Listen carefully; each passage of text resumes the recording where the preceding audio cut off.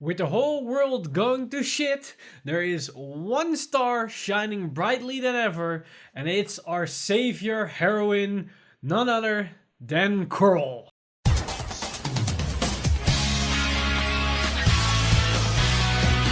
Stand up! Vanguard! Hey Cardfighters, welcome back to another Cardfight update, and today we've got some new updates concerning the upcoming Bermuda Triangle Extra Booster Set, Crystal Melody. We already had the reveal of the Legendary Idolware and two of the Melody Triple R Grade 2s, and today we finally got the first VR and the respective right chain cards that come according to with that VR. And this week it was the phase reveal of Coral, one of many fan favorite cards that was introduced way back in the time and got some very nice upgraded cards during the G era, and now finally makes its debut in the standard version of the V series. So not only did we saw the new grade 3 for Coral, we also saw the grade 2 and the grade 1 right chain that comes along with it. And this time they aren't really a right chain, but they do support each other very effectively and make a solid foundation for a new type of deck that we haven't seen in standard for Bermuda Triangle at least, and it does interact very nicely with some other mechanics of the game. So without further ado, let's jump right into these new Coral cards, as there are some interesting things that we need to highlight and discuss for these cards. So we're going to start off with the grade 1 of this right chain, and that is none other than Fresh Star Coral. And her skills are Auto and Vanguard Circle. When placed, if your soul has a card with Coral in its card name, draw a card and put a card from your hand into the soul. This is a very nice on right skill, as we will play the grade 0 Coral that is going to be in this set as well, so fulfilling the condition isn't really that hard. And the fact that you get a free draw and then you can put something in the soul, it's technically not a plus, it's a wash, but gaining cards into the soul is a big plus for Coral, as with this new mechanic and this new right chain, you're going to see that we're going to use soul to quite some extent. But if we take a look at the old premium cards, especially the latest support during the end of G era, where we got the reintroduction of the old Coral grade 3 with the stride skill, you can see that we want to have as much Corals in our souls as possible, and the fact that we can shove a card from our hand into the soul will help that tremendously. So this interacts very nicely with the premium side as well. But we also got a second ability, and that's Auto and Vanguard Circle. When placed, Soul Charge 1. If you have a Vanguard with Coral in its card name, Soul Charge 1, and this unit gets power plus 5k until the end of turn. So basically, unplay Soul Charge, and if you have a Coral, you Soul Charge another one. So that's 2 Soul Charges for an unplay skill, and she gains 5k. This is pretty good for a couple of reasons. One, we gain a lot of souls, so it interacts with the upcoming cards that we're going to talk about in a bit. The 5k power gain is pretty significant. On her own, she will be a 13k beat stick. That is an important thing, as it hits anything on its own. It hits force numbers, it hits exile and protect numbers as well. And you're gonna see that that's a big deal. But also with grade 2s, it makes a nice 23k column without doing much effort. Now, if we take a look at the premium side, having a card that soul charged potentially 2 cards for nothing, and she has the unride skill on her own, so you have a lot of useful application for this card, will help the Coral build tremendously, as you have way more options to fill your soul with a lot of cards. Maybe not precise soul charging, but when you're soul charging this many cards, you're gonna hit your targets quite often. So this is a very good start for the Coral right chain. So let's see where we go from here when we discuss the grade 2. As for the grade 2, we have of course Shiny Star Coral, and her skills are Auto and Vanguard Circle. When placed, Soul Charge 1. If you have a Vanguard with Coral in its card name, Soul Charge 1. So it's the same skill as the grade 1, that if you place it, you can Soul Charge 1, and if you have a Coral Vanguard, you Soul Charge another card. So again, we see a lot of Soul Charge engine going on here, and it works on Vanguard as well as on Vanguard Circle, so it has some more applications as well. So it's a good right target and a good beater on the side. Then we have the second ability, and that's Act on a Vanguard Circle. Once per turn, cost Soul Blast 2, and this unit gets power plus 10k until the end of turn. If you have a Vanguard with Coral's card name, this unit gets power plus 5k until the end of turn. So now we're going to see how we're going to use our soul in the standard side of things, as now we can Soul Blast 2 cards, and we can give this unit potentially a 15k power increase. If we have this thing on the rearguard circle and we have a Coral Vanguard, you can place this card onto the field and use her own Soul Charge options to basically pay for the cost of the Soul Blast and then give it a plus 15k power. So if you want to cross everything out from each other, you remove the top 2 cards from your deck and this unit gets plus 15k power. It's pretty nice as it's a 25k beater, and if we combine it with the Grade 1 Coral, that's going to be a 38k beat stick, and that is a nice number to have. Not a lot of clans can deal with those numbers if you can push that on Grade 2, because mind you, you can do this on Grade 2 very easily if you have the Grade 2 and the Grade 1 in your hand. But this isn't where things stop, because now we're going to take a look at the Grade 3, and that's going to round everything up, and we're going to see how this interacts with everything on a whole. So the Grade 3 for Bermuda Triangle is, of course, Aurora Star Coral, one of the 3 VRs for Crystal Melody. And her skills are Continuous and Vanguard Circle. If you Soul Blast a total of 4 or more this turn, the original critical of all your units with Coral in their card name becomes 2. So if you use the Grade 2 skill twice in a turn, all your Corals will have 2 criticals. And an important thing to note with this is that this line of text is identical to how Force 2 works. So instead that this skill gives Corals a +1 critical, it turns their natural crit to 2.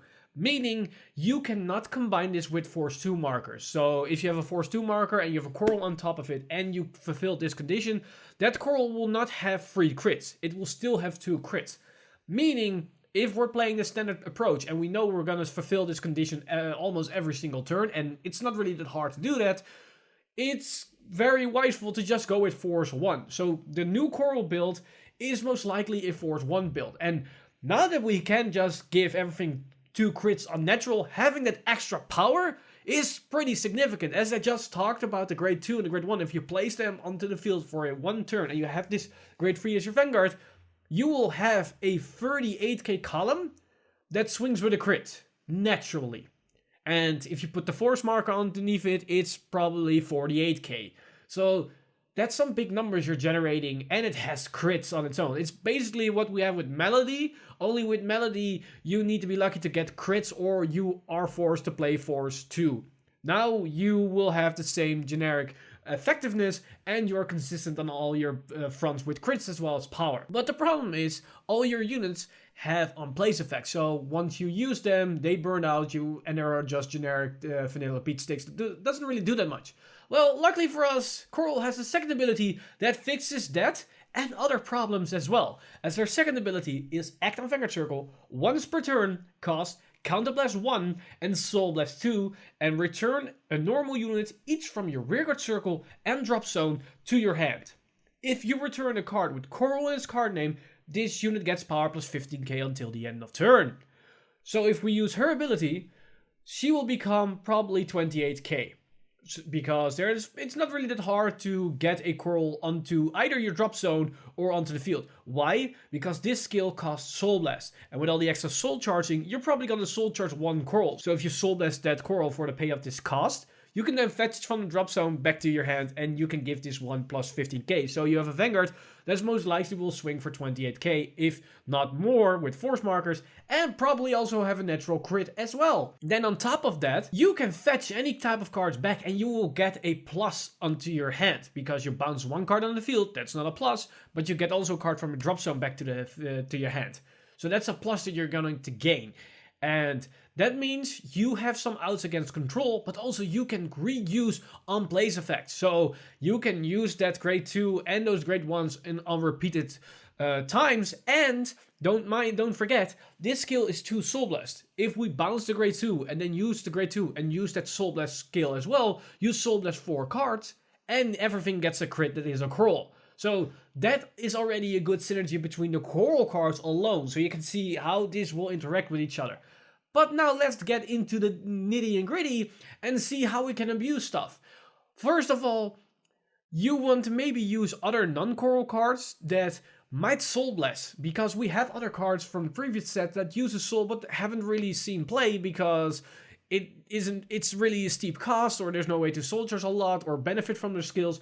With this continuous skill, you will get more benefit from all those Soul Blasting skills as well, so there might be more incentive to play those cards. But more importantly, when we take a look at her bounce effect and the fact that we can get cards from her drop zone, then we can see what we can do. The important thing to keep note is that only normal units can return from the drop zone and from the field. So we cannot gain triggers or draw PGs for infinite guarding value.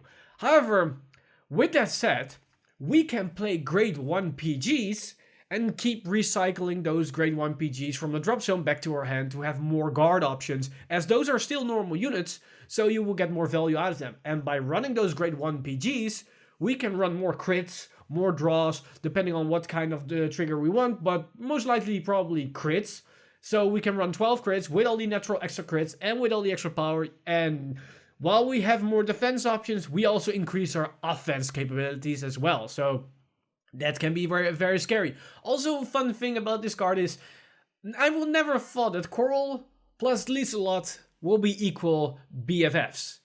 Because if you combine this skill with Liselot, you can get free pluses every single day from the week, because you can place Liselot onto the field, check the top card, and either call to the field if it's a good beater, or put it into the soul, meaning you have more fuel for your soul blessing skills.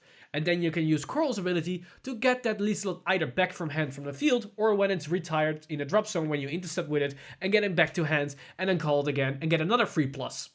And you can recycle your Liselot quite effectively through this manner.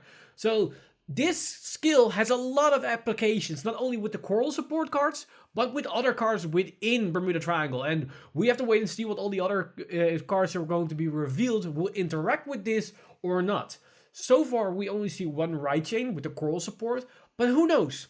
Maybe we can intermingle something with the other two VRs that have yet to be revealed with their right chain, and we can maybe make a mismatch of support cards, or make some insane solo competitive builds where we can abuse their mechanics with other cards like Liselot, for example. So, yeah.